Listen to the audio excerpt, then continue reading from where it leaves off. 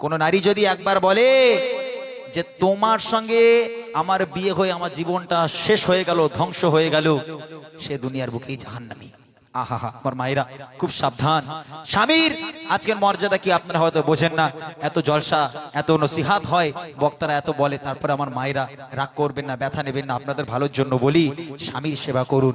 স্বামী যদি না চায়, স্বামীর পায়ের তলায় তার জান্নাত, সে যদি না চায় আপনি জান্নাত কি করে পাবেন, তাই না?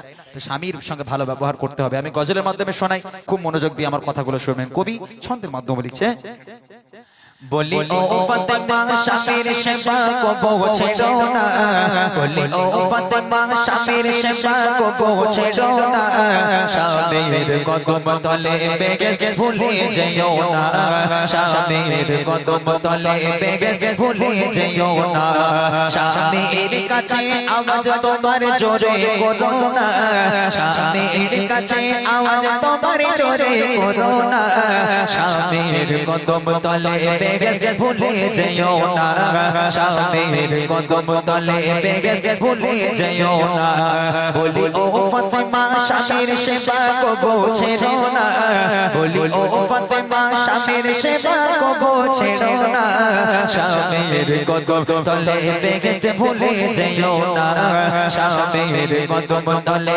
বেগে ভুলে যেও না। মা ফাতেমার ঘরে চুলো জ্বলতো না, হাড়ি উঠতো না। আমার বাড়িতে দুপুর বেলা সবাই ভাত খাবার পর কত ভাত বেঁচে যায়, সেই ভাতগুলো হয় রাত্রিবেলা খেতে হয়, না হলে কুকুরকে দিতে হয়। মা ফাতেমার ঘরে 3 দিন চুলো চলে না। আহারে মাসুম বাচ্চা হাসান হুসাইন ক্ষুধার যন্ত্রণা সহ্য করতে না পেরে, ক্ষুধার যন্ত্রণা সহ্য করতে না পেরে কখনো বেহুশ হয়ে পড়ে যায়, আবার তাদের জ্ঞান ফিরে আসে, আবার বলে মা দুটো খাবার দাও, নইলে হাসান হুসেনকে মরতে হবে মা।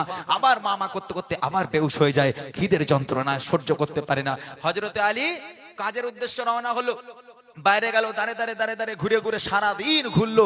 হযরত আলী কোথাও কাজ পেল না। কাজ না পাওয়ায় মনটা মলিন করে নিরাশ হয়ে যখন ফাতেমার কাছে ফিরে এলো, দরওয়াজায় টোকা মারলো। ফাতেমা দরওয়াজার সামনে দাঁড়িয়ে, হযরত আলী মনটা মলিন করে আছে, কষ্ট বুকে। মা ফাতেমা বলছে, আপনি ওরম করে আছেন কেন, কি হয়েছে আপনার? বলে, ফাতেমা আজকেও তোমাদের মুখে আহার তুলে দিতে পারবো না, আজকেও তোমাদের খাবার দিতে পারবো না। লোকের দাঁড়ে দাঁড়িয়ে ঘুরেছি, কেউ আমাকে একটা কাজ দিল না ফাতেমা, আমি তোমাদের জন্য কোনো খাবার নিয়ে আসতে পারিনি। আম্মাজান ফাতেমা বলেছিল, হে আমার স্বামী, আপনি কি রুজির মালিক? ভালো করে শুনবেন, ফাতেমা বলছে, আপনি কি রুজির মালিক? 3 দিন কেন, যদি 1 সপ্তাহ খাওয়া না হয়, আল্লাহ চাইনি তাই খাওয়া হয়নি, আপনি কেন মন মলিন করে আছেন, আপনি কেন কষ্ট পাচ্ছেন? আপনি তো রুজির মালিক নন, আল্লাহ চাননি তাই হয়নি। আর আমার ঘরের মায়ের এরম করবে, ছেলে যদি 2 দিন কাজে না যায়, ও লাউটো হ্যান ত্যান এটা সেটা, খালি বাড়ি বসে বসে খাবে। ওরে আল্লাহ, সে কত কথার চোটে ও স্বামী যদি অসুস্থ থাকে তারপরেও কাজে যেতে বাধ্য হয়। আর মা ফাতেমা বলছে, আপনি কি রুজির মালিক, আপনি মন খারাপ করবেন কেন? হ্যাঁ, আল্লাহ আপনাকে কাজ দেয়নি তাই হয়নি, চলে আসেন ঘরে। 3 দিন 4 দিন চলে চলে না। কবি লিখছে, দেখেন, দিনের পরেও দিন কেটে যায় অভাবের তরে, হারি ওঠে না চুলাতে ফাতেমার ঘরে, ও হারি ওঠে না চুলাতে ফাতেমার ঘরে, তারে তারে ঘুরে আলী কাজ নাহি পায়, অবশেষে নিরাশ হয়ে ঘরে ফিরে যায়, ও অবশেষে নিরাশ হয়ে ঘরে ফিরে যায়। না খেয়েও বিবি স্বামীর শকর করতে ভোলে না, না খেয়েও বিবি স্বামীর শকর করতে ভোলে না, স্বামীর পায়ের তলে বেগে ভুলে যেও না, স্বামীর পায়ের তলে বেগে ভুলে যেও না, বলি ও ফাতেমা স্বামীর সেবা কবো ছেড়ো না, বলি ও ফাতেমা স্বামীর সেবা কবো ছেড়ো না, স্বামীর পায়ের তলে বেগে ভুলে যেও না, স্বামীর পায়ের তলে বেগে ভুলে যেও না। নারীদের কণ্ঠ হবে আস্তে, আর নারীরা যদি স্বামীর সঙ্গে ঝগড়া করে, এই গ্রামে ঝগড়া হয় ভাই, এই গ্রামে ঝগড়া হয়, এই গ্রামে মনে হয় না, স্বামীর সঙ্গে কেউ ঝগড়া কোনোদিন করিনি মনে হয় নাকি? হ্যাঁ, কিন্তু আমাদের ওইদিকে হয় স্বামীর সঙ্গে ঝগড়া। এখানে যদি ঝগড়া করে, সেই জোড়া বটতলা শোনা যায়, উরি আল্লাহ গলার জোর কি, হ্যাঁ কার কার কার কার কার কার করবে। হ্যাঁ, কিন্তু এই গলার আওয়াজ কোথায় রাখতে হবে? কবি লিখছে, দেখেন, নারী তোমার কণ্ঠের আওয়াজ জোরে কেন হয়, কণ্ঠ তোমার পর্দা নারী সে কি জানা নাই, ও কণ্ঠ তোমার পর্দা নারী সে কি জানা নাই, নারী স্বামীর সাথে জোরে কথা কয়, নারী যদি স্বামীর সাথে জোরে কথা কয়, সেসব নারীর উপর খোদা বড়ই নারাজ হয়। ও সেসব নারীর উপর খোদা বড়ই নারাজ হয়।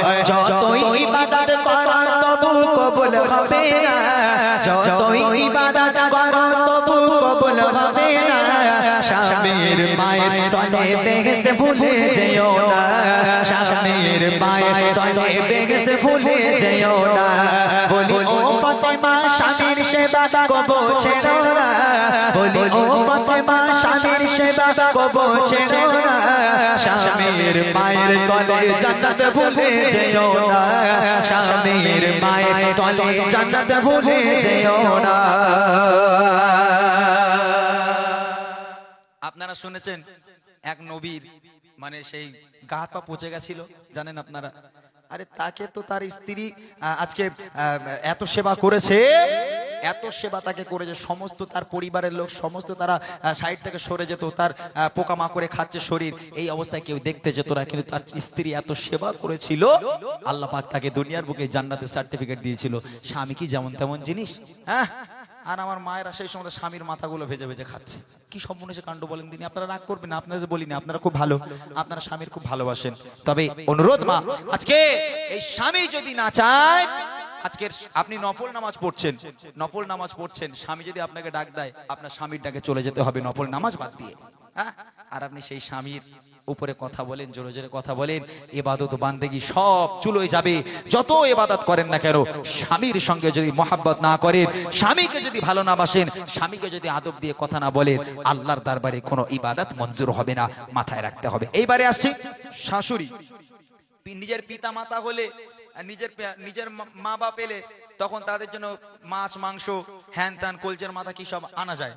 আর যদি ছেলে বলে যে আমার মা অনেকদিন কিছু ভালো মন্দ খায়নি, আজ একটু ভালো মন্দ রান্না করি, আমার বাপ মাটা খাবে, তখন আর বউর দিকে তাকানো যাবে না। হ্যাঁ, টাকা যেন বুড়ি বুড়ি আসে, ও বুড়ি এত খাচ্ছে হয় না, আবার তার জন্য গোশ মাছ আনতে হবে, এটা হয় না।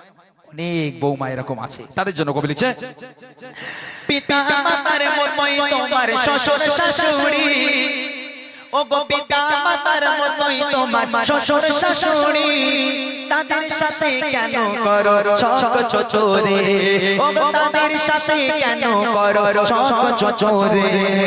বাবা মায়ের সেবায় যেমন চাচাদের বাবা যায়, ও গো বাবা মায়ের সেবায় যেমন চাচাদের বাবা যায়, তেমনি তাদের করলে সেবা খোদা খুশি হয়, ও গো তেমনি তাদের করলে সেবা খোদা খুশি হয়। পিতা মাতার সেবা করলে অভাব রবে না, পিতা মাতার করলে সেবা অভাব রবে না। পিতা মাতা আর স্বামী তোমার জান্নাত ঠিকানা, পিতা মাতা আর স্বামী তোমার জান্নাত ঠিকানা। বলি ও ফাতেমা স্বামীর সেবা করতে ভুলো না, বলি ও ফাতেমা স্বামীর সেবা করতে ভুলো না।